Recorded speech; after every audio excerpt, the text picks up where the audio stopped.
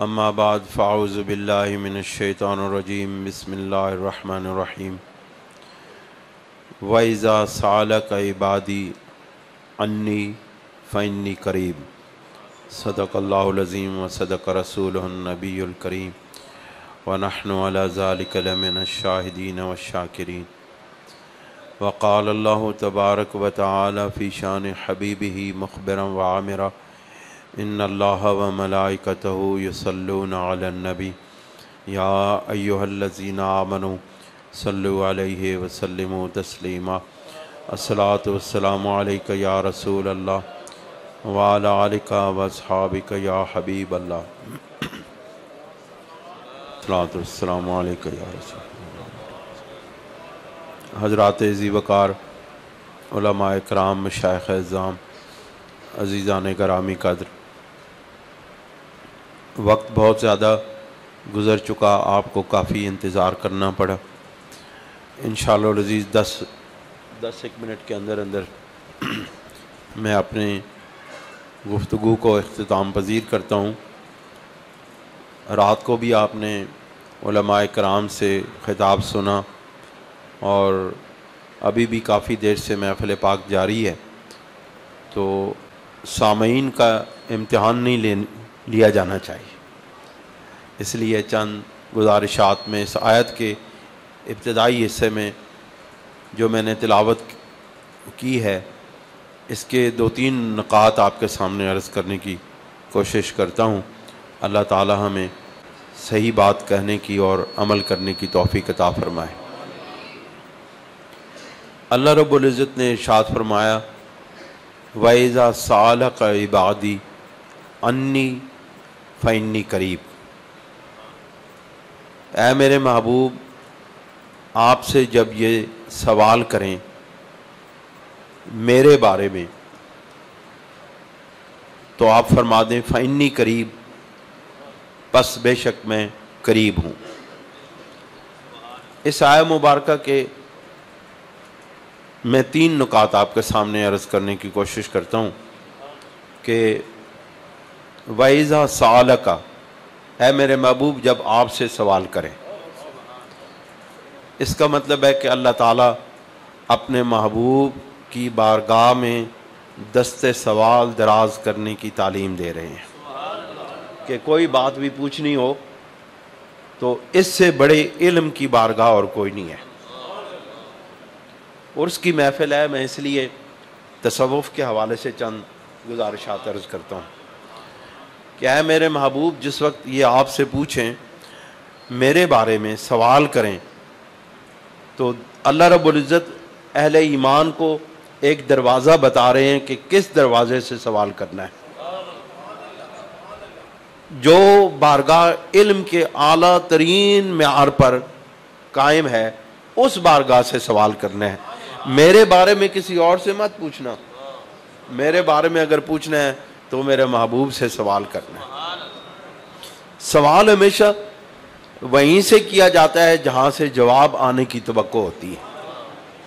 آپ کوئی مسئلہ پوچھنا چاہتے ہیں دین کے بارے میں، کوئی فقہی مسئلہ پوچھنا چاہتے ہیں، کوئی حدیث پاک کے بارے میں پوچھنا چاہتے ہیں، قرآن مجید کی کسی آیت کے بارے میں پوچھنا چاہتے ہیں، تو آپ کسی عالم کے پاس رجوع کریں گے، کسی ڈاکٹر کے پاس نہیں جائیں گے۔ ڈاکٹر کے پاس تو نہیں جاتے۔ کوئی آپ کو قرآن مجید کی تعلیم حاصل کرنی ہو، قرآن مجید کا علم حاصل کرنا ہو، کوئی آیہ مبارکہ سمجھنی ہو، کوئی حدیث پاک سمجھنی ہو، کوئی فقہی علم حاصل کرنا ہو، کوئی تصوف اور روحانیت کا علم حاصل کرنا ہو، تو آپ کس کے پاس جاتے ہیں؟ عالم کے پاس جاتے ہیں، صوفی کے پاس جاتے ہیں۔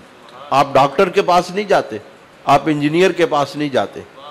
حالانکہ یہ دور وہ دور ہے کہ جہاں پہ جس چیز کے قابل نہیں ہوتا لوگ اسی کے پاس جاتے ہیں۔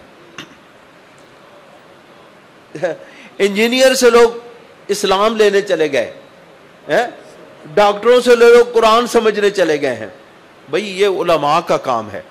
اگر آپ نے حضرت امام ربانی رضی اللہ تعالیٰ عنہ اپنے مکتوبات شریف میں ارشاد فرماتے ہیں کہ اگر آپ کو کوئی دین کے بارے میں مسئلہ پوچھنا ہو تو علماء حق کے پاس جائیں، وہ علماء جو آخرت کا خوف رکھتے ہیں۔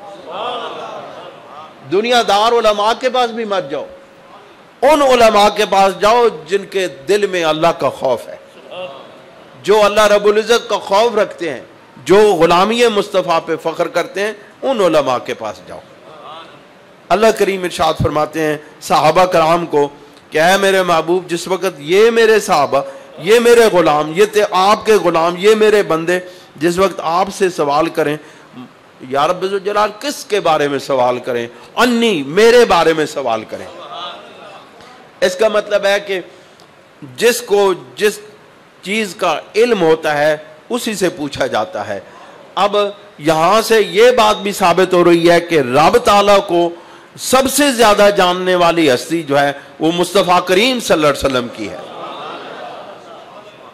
اور کوئی بھی اللہ رب العزت کو اتنا نہیں جان سکا، اللہ رب العزت کے بارے میں کوئی اتنا علم حاصل نہ کر سکا، رب ذوالجلال کی کوئی اتنی معرفت نہ پا سکا جتنی مصطفیٰ کریم نے پائی۔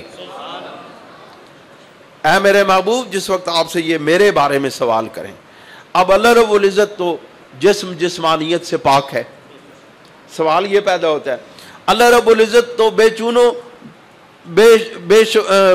بے شگون ہے، اس کے تو کوئی چیز بھی اس کے بارے میں گمان بھی نہیں کی جا سکتی کہ رب ایسا ہے۔ اللہ رب العزت کے نہ ہاتھ ہیں نہ پاؤں ہیں جس طرح ہمارے، یعنی وہ جسم سے پاک ہے، اس کو تصور بھی نہیں کیا جا سکتا کہ وہ کیسا ہے۔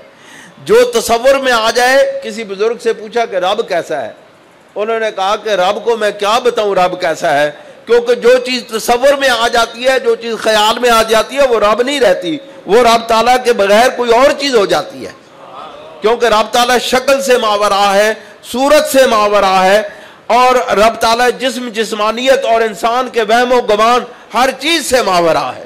اس کے بارے میں کون بتا سکتا ہے کہ وہ کیا ہے؟ ہاں، یہ صرف اور صرف ایک ہستی ہے جو اپنے رب کے بارے میں بتا سکتی ہے کہ وہ کون ہے، وہ کیسا ہے۔ اللہ رب العزت کے محبوب صلی اللہ علیہ وسلم نے یہ ارشاد فرمایا ہے کہ رب ذوالجلال نے معراج کے وقت مجھے احسن صورت میں میرے سامنے اپنا مجھے دیدار کرایا۔ تو جس نے رب تعالیٰ کو دیکھا وہی بتا سکتا ہے کہ رب کیسا ہے۔ شب معراج کو حضور علیہ السلام نے، یہ حدیث پاک ہے، آپ نے فرمایا کہ رب ذوالجلال نے مجھے اپنی احسن صورت میں مجھے اپنا دیدار کرایا۔ تو بتا وہی سکتا ہے جس نے دیکھا ہو، بتا وہی سکتا ہے جس کو اس کا علم ہو۔ اللہ رب العزت پھر فرماتے ہیں وَإِذَا سَأَلَكَ عِبَادِي عَنِّي فَإِنِّي قَرِيبٌ، بس اے میرے محبوب آپ فرما دیں کہ بے شک میں قریب ہوں، میں تمام اہل ایمان کے قریب ہوں۔ اب قرب کیا ہے؟ اب پہلے آ گیا میرے بندے پوچھیں، بندے اور قرب دو چیزیں ہیں۔ بندے عبادی، میرے بندے پوچھیں۔ آپ یاد رکھیں اس دنیا کے اندر سب سے بڑا مقام اور مرتبہ عبدیت کا مقام اور مرتبہ ہے۔ نبی کریم علیہ الصلوۃ والسلام اس مقام اور مرتبہ پر فائز ہیں۔ سمجھے کہ نہیں بات؟ عبدیت کا مقام سب سے زیادہ ہے۔ اس کی وجہ یہ ہے کہ نہ فرشتوں کو معرفت الہی حاصل ہو سکتی ہے، نہ کسی اور کو اتنی معرفت الہی حاصل ہو سکتی ہے۔ یہ صرف اور صرف بندے عبد جو ہے، عبد دیگر عبد ہو چیز دیگر۔ حضرت علامہ اقبال بھی یہ بول اٹھے کہ عبد دیگر عبد ہو چیز دیگر، ای سراپا انتظار او منتظر۔ عبد اور ہے، عبد ہو اور ہے، عبد ہو اور ہے۔ یہ عبدیت کا مقام اور مرتبہ یہ ہے جہاں پہ اللہ رب العزت کی کمال معرفت حاصل ہو جاتی ہے، اور یہ سوائے رسول اللہ صلی اللہ علیہ وسلم کے باقی جتنوں کو بھی مقام عبدیت سے حصہ ملا ہے وہ میرے مصطفیٰ صلی اللہ علیہ وسلم کے نالین مقدسہ کے تو فعل ملا ہے، لیکن میرے اصل مقام اور مرتبہ عبدیت وہ سوائے رسول اللہ صلی اللہ علیہ وسلم کے اور کوئی مقام نہیں، کسی کو نہیں ملا۔ مقام عبدیت کی اصل رسول اللہ صلی اللہ علیہ وسلم کو ملی ہے۔ اس کی وجہ یہ ہے کہ اس مقام پر اللہ رب العزت کی کمال معرفت حاصل ہوتی ہے۔ اور معرفت کیا ہے؟ جب پردے اٹھ جائیں، جب حجابات اٹھا دیے جائیں تو معرفت الہی حاصل ہو جاتی ہے۔ جب بندے اور رب تعالیٰ کے درمیان ہزاروں حجابات ہیں. صوفیاء کرام فرماتے ہیں بندے اور رب تعالیٰ کے درمیان 70,000 حجابات ہیں. جب بندہ اللہ تعالیٰ کے ذکر کرتے ہوئے جتنا جتنا قریب ہوتا چلا جاتا ہے اتنے اتنے پردے ہٹتے چلے جاتے ہیں, اتنے اتنے حجابات دور ہوتے چلے جاتے ہیں, بالآخر قرب کے مقام پہ انسان پہنچ جاتا ہے. اللہ رب العزت اسی کے بارے میں ارشاد فرماتے ہیں فَإِنِّي قریب, پر بے شک اے میرے محبوب آپ فرما دے کہ میں اپنے بندوں کے بہت زیادہ قریب ہوں. اب قرب کا مقام جو ہے جس بندے کو مل جاتا ہے, اللہ رب العزت کی معرفت عطا ہو جاتی ہے, رب تعالیٰ بندے کے قریب ہو جاتا ہے, بندہ رب کے قریب ہو جاتا ہے, رب بندے کے قریب ہو جاتا ہے, درمیان میں سے حجابات نکال دیے جاتے ہیں. اب کیا ہوتا ہے, اب بندے کو اپنی اصلیت معلوم ہو جاتی ہے. حضرت امام ربانی رضی اللہ تعالیٰ عنہ فرماتے ہیں کہ سب سے زیادہ بے حاصلی بود اور بیگانگی کا مقام ہی مقام ابدیت ہے, کیونکہ یہاں پر بندے کو اپنا آپ معلوم ہو جاتا ہے اور رب تعالیٰ واجب الوجود ہے, اس کو وہ اپنی ذات سے قائم ہے, یہ بھی بندے کو معلوم ہو جاتا ہے. اس سے پہلے جب بندہ سالک جو ہے وہ ذکر الہی کرتے کرتے مقامات طے کرتا ہے تو اس کو ہر چیز میں اللہ تعالیٰ کے جلوے نظر آتے ہیں. ان جلووں کے اندر وہ مسحور ہو کر کے, ان جلووں میں مستغرق ہو کے, ان جلووں میں محو ہو کے وہ یہ سمجھنے لگتا ہے کہ یہ اللہ تعالیٰ کی ذات کے جلوے ہیں, حالانکہ وہ اللہ تعالیٰ کی ذات کے جلوے نہیں ہوتے, وہ اللہ تعالیٰ کی صفات کے جلوے ہوتے ہیں, بلکہ صفات کے ظلال اور ان کے سایوں کے جلوے ہوتے ہیں. جس وقت یہ ساری چیزیں, یہ حجابات اٹھ جاتے ہیں, بندہ اپنے رب کے قریب ہو جاتا ہے, اور جتنا قریب ہوتا ہے اتنا دور ہوتا ہے, جتنا قریب ہوتا ہے اتنا دور ہوتا ہے. کیوں؟ دوری کس وجہ سے ہے؟ دوری انسان کے مخلوق ہونے کی وجہ سے ہے. بندے کو معلوم ہو جاتا ہے کہ میں مخلوق ہوں, خالق وہ ہے, میں مملوک ہوں, مالک وہ ہے, میں مرزوق ہوں, رازق وہ ہے.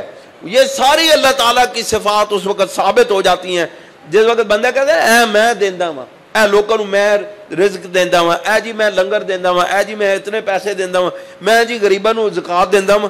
وہ بندہ جس وقت اس مقام پہ پہنچتا ہے بندہ کہتا ہے میں تو کچھ بھی نہیں دیتا, جو کچھ دیتا ہے میرا رب دیتا ہے. اب بندے کے اپنی ذات کے جو پردے پڑے ہوتے ہیں وہ اٹھ جاتے ہیں, بندہ اپنے قریب ہو جاتا ہے, بندہ اللہ تعالیٰ کے قریب ہو جاتا ہے. جتنا قریب ہوتا ہے اتنا ہی بندہ اپنے آپ کو دور سمجھتا ہے. دور کیوں سمجھتا ہے؟ دور اس وجہ سے سمجھتا ہے کہ بندے کو اپنا مقام معلوم ہو جاتا ہے. اس لیے رسول اللہ صلی اللہ علیہ وسلم سے جب سوال کیا گیا, جب سوال کیا جاتا تھا کہ اے میرے محبوب جب آپ سے یہ سوال کریں میرے بارے میں پوچھیں. اب لوگ سوال کرتے تھے نا کہ رب تعالیٰ ہے کہاں, وہ کدھر ہے؟ وہ اگر ہوتا ہے, ابھی آج بھی مولدین کہتے ہیں کہ اللہ آپ نے تو, مسلمانوں نے تو ایک خیالی اور وہمی خدا بنا لیا ہے, اگر وہ ہے تو نظر آئے.